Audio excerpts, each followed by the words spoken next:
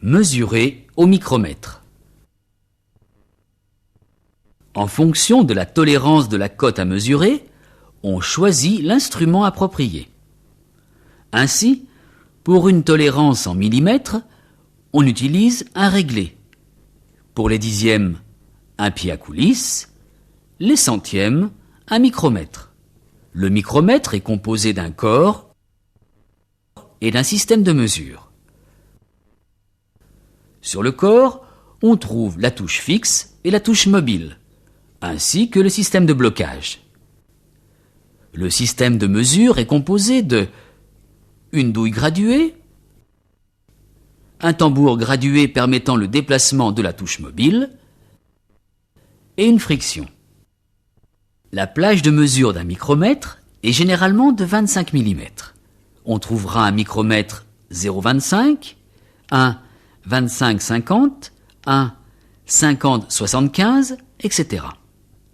Nous allons voir 3 cas d'utilisation du micromètre. Premier cas, celui-ci est immobilisé dans un support.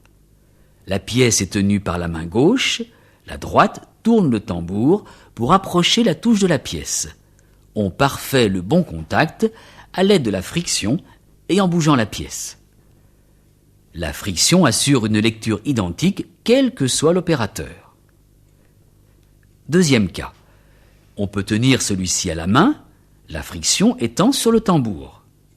Regardez sa tenue.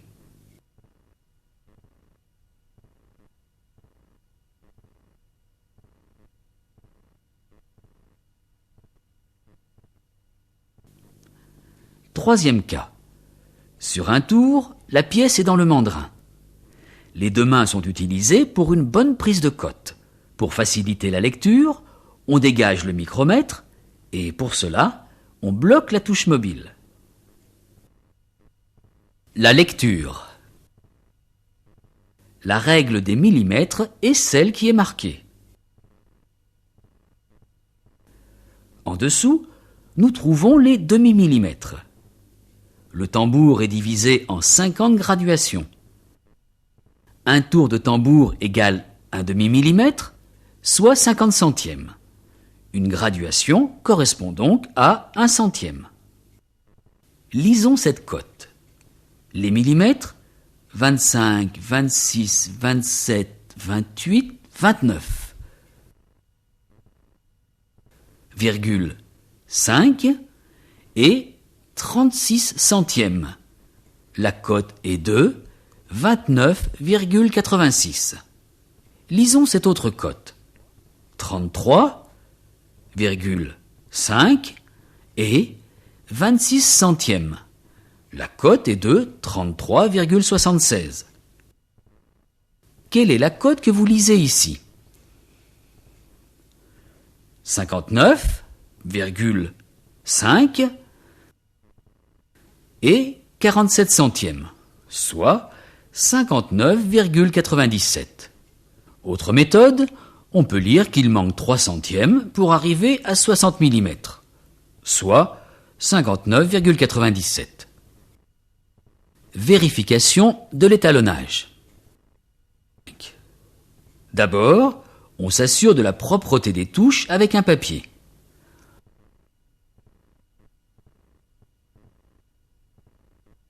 On rapproche les deux touches à l'aide de la friction.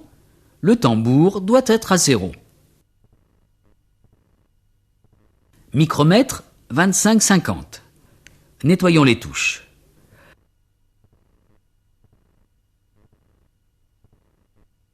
À l'aide de la pige du coffret ou d'une cale étalon, vérifions la position du tambour. Il doit être à 0.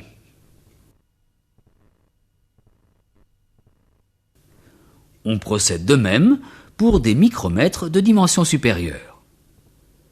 Si le micromètre n'est pas à 0, il faut le faire étalonner. Comme tous les instruments de mesure, le soin, la propreté sont des règles que vous respectez.